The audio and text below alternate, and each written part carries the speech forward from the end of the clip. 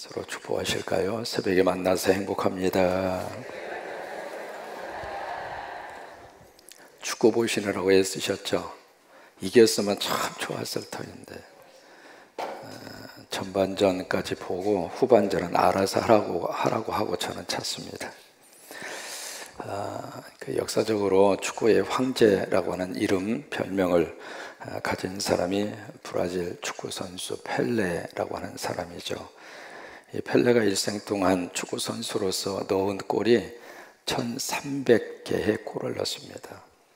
별로 이렇게 놀랄 일은 아니지만은 여러분의 축구 경기에서 한 골이 얼마나 넣기가 힘든가.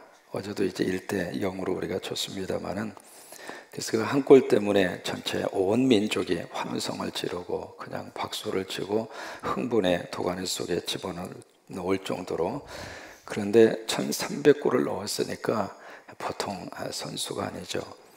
근데 그 펠레가 쓴 책이 있습니다. 책의 제목이 뭐냐면 펠레 나의 인생과 아름다운 경기라고 하는 책입니다.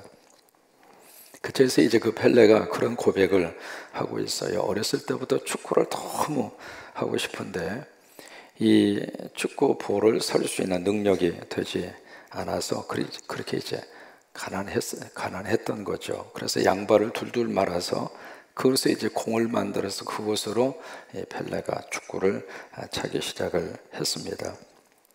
근데 얼마나 이 친구가 볼을 잘 찼는지 15살 때 프로 축구팀에 스카우트 될 정도로, 그래서 이제 축구의 황제라고 하는 말을 받을 정도로 그렇게 선수로서의 최고의 자리를 지키게 됐죠. 그런데 그 펠레가 가지고 있는 하나의 비밀이 있습니다. 뭐냐면 사실은 그 선수는 근시였습니다.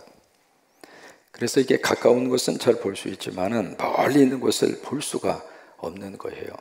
그래서 시력이 너무 약해서 어떻게 해볼 수 없을 정도로 약을 통해서도 수술을 통해서도 치료할 수 없는 근시 중에 근시. 그런 축구 선수로서는 이제 약점 가운데 하나죠. 볼이 멀리서 오는데 그 볼을 볼 수 없으니까 얼마나 큰 약점을 가지고 있었겠어요. 그런데 그 나쁜 시력을 가지고 어떻게 당신이 1300개의 골을 넣을 수가 있었습니까? 그 질문에 대해서 펠레가 그렇게 대답을 해요. 나는 근시 때문에 지금까지 축구 선수로서 한 번도 내가 약점을 가지고 있다 생각해 본 적이 없습니다. 내게는 말초적인 감각, 즉 감각적 시력이 발달되어져 있기 때문입니다. 자신감을 가지면 공이 산처럼 크게 보입니다. 그래서 나는 발로 차기가 너무 쉬웠습니다. 참 묘한 그런 표현을 펠레가 하고 있습니다.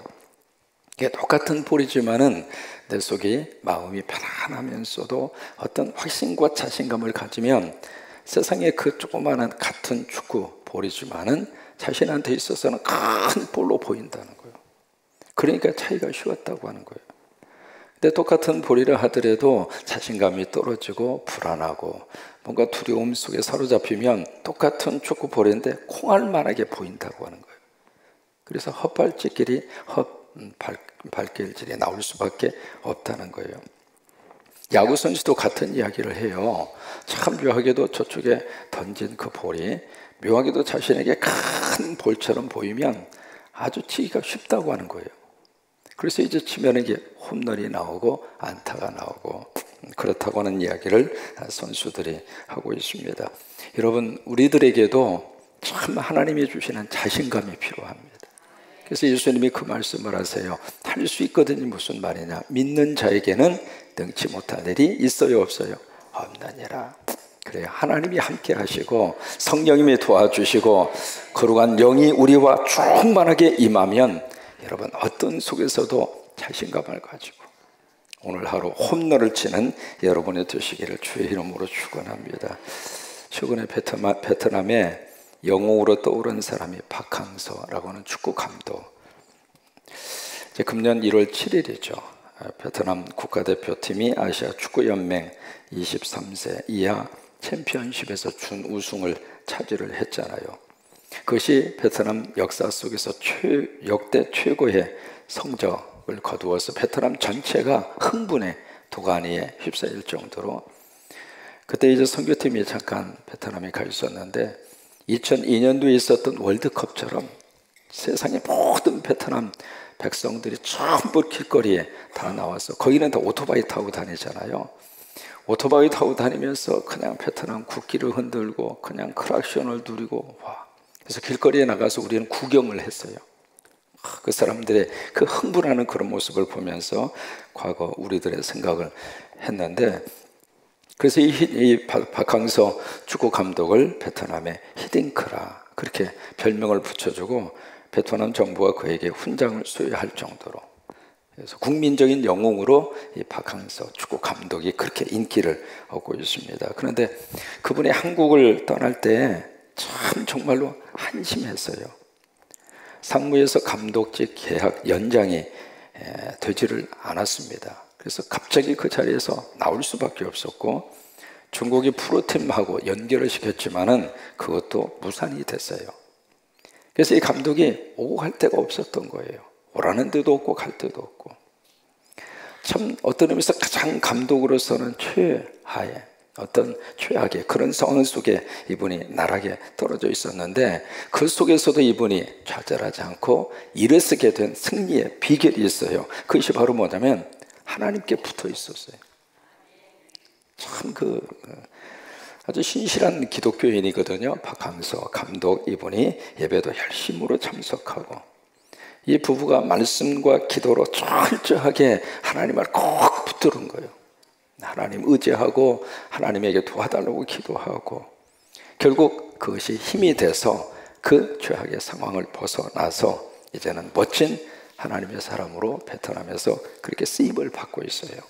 여러분, 어떤 속에 있어도 가지는 줄기에 붙어 있으면은 그렇잖아요. 가지가 줄기에 붙어 있으면 줄기를 통해서 영양분을 공급받고 힘을 공급받고 에너지를 공급받고, 그래서 거기에 이파리도 부성하게 될 수 있고 거기에 꽃도 필 수 있고 열매도 맺을 수 있고. 아멘. 대한민국, 이거 아직도 우리가 기억하고 있잖아요. 이게. 오늘 그 5절에 보시면은 거짓말에 대해서 하나님이 그렇게 말씀을 하시고 계세요. 5절을 보시면 의인은 거짓말을 어떻게 해요? 미워한다. 그렇지만은 악인은 행위가 흉악하여 부끄러운 데에 일어나니라. 성경 말씀 속에 거짓말에 대해서 여러 군데에서 말씀을 하시고 있습니다. 시편 34편 13절에 보시면 내 혀를 악에서 금하며 내 입술을 거짓말에서 금할지어다. 그러니까 우리 입에서 거짓말이 나가지 아니하도록 그렇게 주의해라. 그 다음에 잠언 30장 8절에 보시면 아굴이라고 하는 사람이 하나님 앞에 간절히 기도해요. 기도하면서 그 사람이 뭐라고 하나님 앞에 기도하느냐면, 하나님, 내가 두 가지를 구하겠으니 내가 죽기 전에 이 두 가지는 꼭 응답해 주세요. 그러면서 간절한 기도를 아굴이 하나님 앞에 하고 있는데, 그 기도의 첫 번째 내용이 뭐냐면, 하나님, 헛된 것과 거짓말을 내게서 멀리하여 주시옵소서. 나 거짓말하지 않고 살게 해주세요. 그 말이에요. 그리고 두 번째 기도의 제목은 나로 하여금 가난하게도 마옵시고 부하기도 마옵시고 오직 필요한 양식으로 나를 먹이시옵소서. 이 두 가지 것이 전부 다 입과 관계가 되어져 있습니다. 여러분, 거짓말도 입으로 하고 먹는 것도 입으로 하잖아요. 그래서 우리 입이 너무 중요해요. 입을 통해서 우리가 살 수도 있고 입을 통해서 내가 죽을 수도 있어요. 여러분, 아무리 먹을 것이 많이 있어도 입을 딱 다물고 난 안 먹을 거야 그러면 가는 거예요. 잡수셔야 돼요. 입을 벌려야 우리가 사는데, 그러니까 말도 마찬가지잖아요. 그래서 그 아굴이 그 두 가지의 기도의 제목을 놓고 간절히 하나님 앞에 기도하면서, 하나님, 이 기도는 내가 죽기 전에 꼭 들어주세요. 예수님은 말씀하세요. 거짓말의 근원이 어디서 오는가? 마귀와 사탄으로부터 오는 것이 거짓말이다. 예수님은 그렇게 말씀을 하세요. 요한복음 8장 44절에 너희는 너희 아비 마귀에서 났으니 너희 아비의 욕심대로 너희도 행하고자 하느니라. 그러면서 그 다음에 그는 처음부터 살인한 자요 진리가 그 속에 없으므로, 그가 바로 누구냐면 마귀와 사탄을 의미하고 있는 거예요. 그러면서 진리에 서지 못하고 그 다음에 거짓을 말할 때마다 제 것으로 말하나니 이는 그가 거짓말쟁이요 거짓의 아비가 되었습니다. 그러니까 마귀와 사탄이 바로 거짓말의 출발이라고 하는 거예요. 여러분, 성령님은 진실하신 분이에요. 성령님은 깨끗하신 분이에요. 성령님은 빛이세요. 그러나 이 마귀와 사탄이 우리 속에 들어와서 우리를 꽉 자리 잡고 있으면 이게 생각도 어두워지고 판단도 어두워지고, 또 하나 입만 벌리면 거짓말이 술술술술. 우리 사도행전에서 만나는 충격적인 사건 기억하시죠? 아나니아와 삽비라 부부의 사건. 이분들이 바나바라고 하는 그 사람의 헌신에 감동이 돼서 바나바가 자신의 재산을 팔아서 사도들의 발 앞에 갖다 놓고 하나님을 위해서 쓰세요 하는 그 모습을 보면서 이 부부도 야, 너무 좋다, 감동이다, 그 생각이 드는 거예요. 그래서 이제 자신의 재산을 처분을 해서 사도들 발 앞에 갖다 놓는데 물어요. 이 재산은 전부 다냐?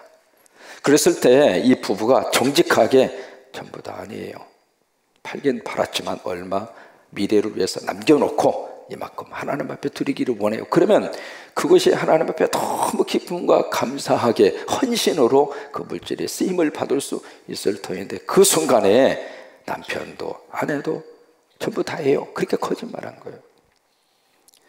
결국 이 부부가 같은 날 몇 시간을 차이에 두고 앞서가고 뒤서가고 충격적인 사건이 초대교회 안에 일어나게 돼요. 근데 거기에 그렇게 베드로 사도를 통해서 하나님이 그렇게 말씀을 하세요. 사도행전 5장 4절입니다. 땅이 그대로 있을 때에는 내 땅이 아니며 판 후에도 내 마음대로 할 수 없다냐. 그리고 그 다음에 하시는 말씀이 어찌하여 이 일을 내 마음에 두었느냐. 사람에게 거짓말한 것이 아니고 하나님에게 거짓말한 것이다. 그래서 거짓말에 대한 징벌로 그 부부가 같은 날 몇 시간 차이로 세상을 떠나게 돼요. 우리가 예수 믿고 성령 받고 나서 정말 하나님이 원하시는 것 중에 하나가 옛사람을 다 벗어버리는 거예요. 여러분, 새 옷을 입으려면 헌옷은 미련 없이 벗어버려야 돼요.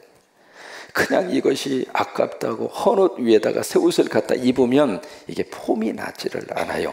예수 믿기 전에 가졌던 옛사람, 옛습관, 어쨌든 기도하면서 성령님 이것도 다 벗어버리게 하여 주시고, 이것도 다 벗어버리게 하여 주시고, 이것도 다 고쳐지게 하여 주시옵시고, 성령의 거룩한 은혜로 충만히 우리가 하나님의 은혜를 입어서 하나님이 기뻐하는 말을 하게 하시고, 하나님이 기뻐하는 우리의 생각을 하게 하시고, 하나님이 기뻐하는 열매를 주렁주렁 맺혀가는 하나님의 사람으로 그렇게 사는 여러분이 되시기를 축복해요. 골로새서 3장 9절로 10절에 보시면 너희가 서로 거짓말을 하지 말라. 이게 첫 번째 나오는 말씀이에요. 서로 간에 나도 거짓말하지 말고 당신도 거짓말하지 말고. 그러면서 옛사람과 그 행위를 벗어버리고 새 사람을 입었으니 이는 자기를 창조하신 이의 형상을 따라 지시기까지 새롭게 하심을 입은 자니라. 우리가 새롭게 되었으니까, 새로운 사람이 되었으니까 하나님이 가장 우리를 새롭게 하시는 첫 번째 것이 입이에요. 입이에요. 그래서 성령 받고 나서 사도행전 2장에 보시면 입에 대한 변화가 가장 처음에 왔어요. 입에서 나오는 말 자체가 달라진 거예요. 옛날에 서당을 다니던 새 아이가 길을 가다가 돈을 주었어요.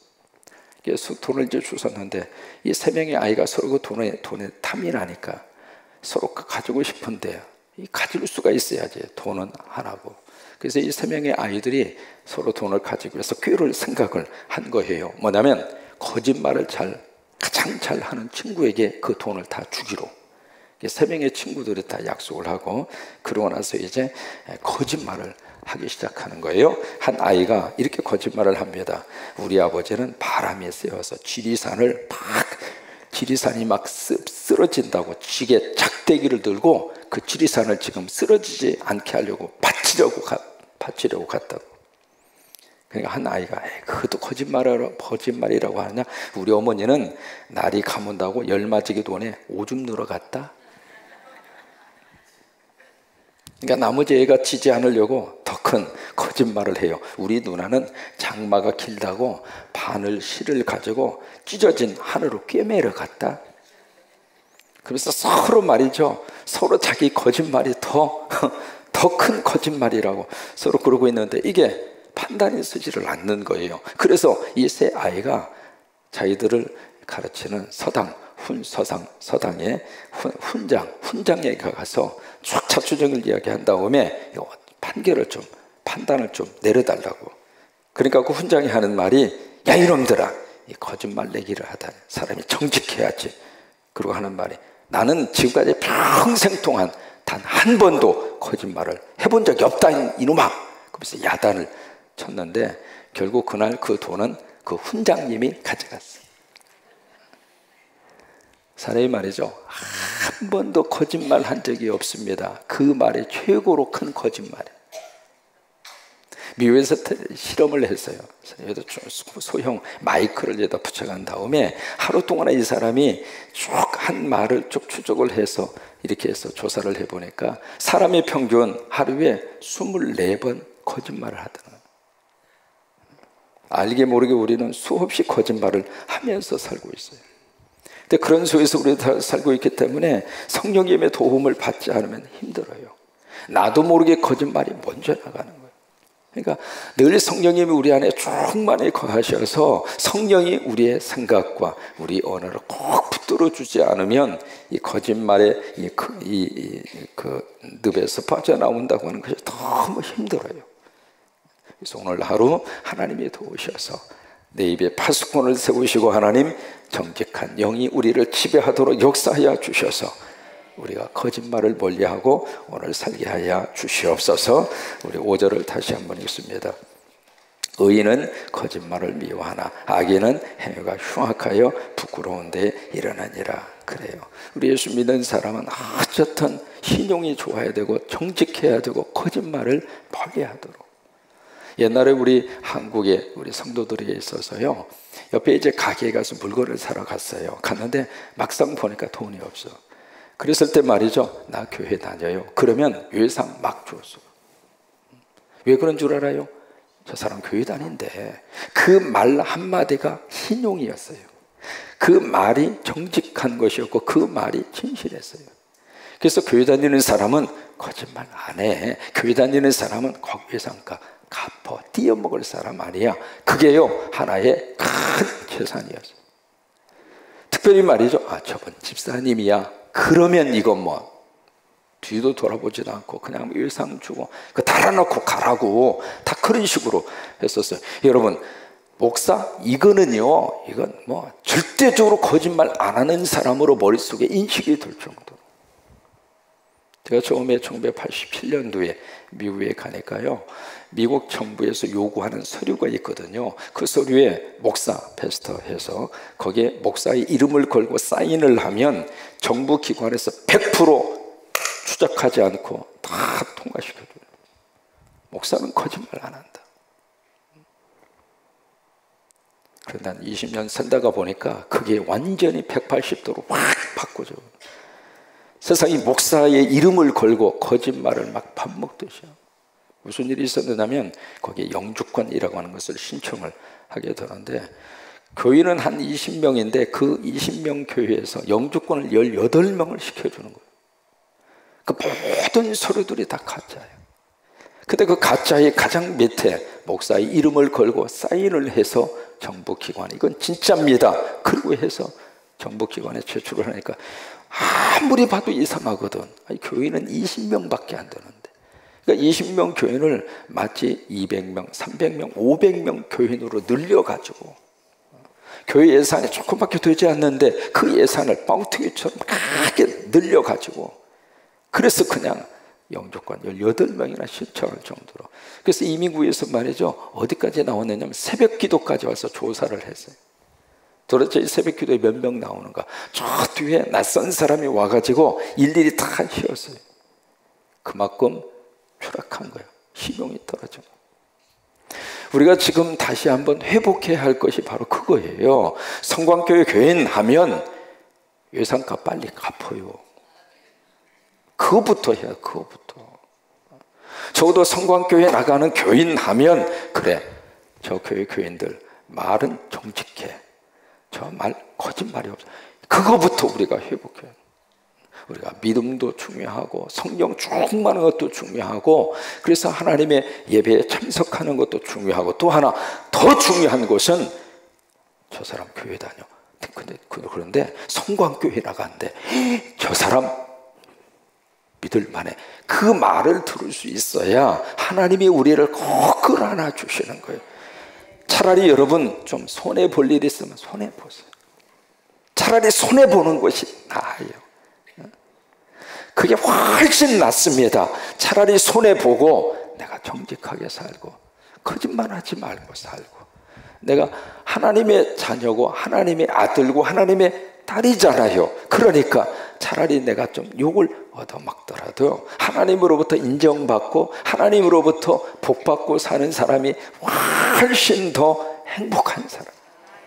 어쨌든 늘 무슨 말로 하기 전에 다시 한번 생각하고 또 생각하고 이거 거짓말은 아닌가?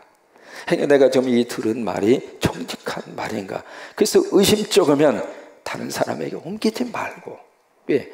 내가 그 말에 참여해서 그 거짓말을 내가 옮겨가서 거짓말을 키우는 사람이 돼버리니까. 그런 죄 범하지 말고. 빵집에 학생들이 우르르 몰려와서 빵을 막 먹고 있어요. 근데 한 손님이 이렇게 보면서, 아유, 저 녀석들 얼마나 배가 부으면 저렇게 빵을 맛있게 먹을까. 그러면서 옆에서 이거 보고 있는데, 학생들이 그 빵을 다 먹더니 동전을 한 주먹 주인에게 딱 주면서 빵값이에요 딱 하고 이제 주고 가는데, 그 손님이 옆에서 이렇게 보니까 주인이 그 돈을 세지를 않는 거예요. 그리고 그냥 이렇게 딱 놓으니까 그 빵값 그 제대로 받았는지 안 받았는지 어떻게 돈을 헤아려 보지도 않고 그냥 그렇게 하실 수 있느냐고. 그랬더니 그 가게 주인이 참 기가 막힌 말을 합니다. 저 아이들 참 정직해요. 정직한지 아닌지 어떻게 당신이 알 수 있느냐고. 그랬더니 그 주인이 하는 말이 교회 다니는 아이들이라고. 여러분, 그 말이 참 무서운 말이에요. 그 말을 우리가 다시 회복해야 돼요. 저 양반 교회 나가는 사람이라고, 저 양반 집사라고, 저 양반 장로라고, 저 양반 목사라고. 그 말이 신용이 돼야 돼요. 그 말이 정직의 하나의 트레이드 마크가 돼야 돼요. 그래야 우리 세상이 달라지는 거예요. 그래야 우리 민족에 희망이 있어요. 여러분이 모두가 예수 믿고 하나님께서 우리를 의인이라고 인정을 해주시는데, 우리 입에서 나오는 말도 어쨌든 우리가 100% 정직하다 그렇게 우리가 자신할 수는 없어도, 그러나 늘 우리가 조심하면서 거짓말을 옮기지도 말고 거짓말을 하지도 말고. 교회가 가장 크게 거짓말 하는 거 두 가지 있어요. 교인 수 뻥치기 하는 거예요. 출석 교인 수 그냥 막. 그 다음에 헌금 막 부풀려가지고. 왜 그러냐고. 자, 5절 다시 한번 읽습니다. 의인은 거짓말을 어떻게 해요? 미워하지만 악인은 행위가 흉악하여 부끄러운 데에 일어나니라. 아멘. 이 말씀 꼭 의지하고 정직하여 하나님의 복을 받고 사는 하나님의 자녀들이 되시기를 주의 이름으로 축원합니다.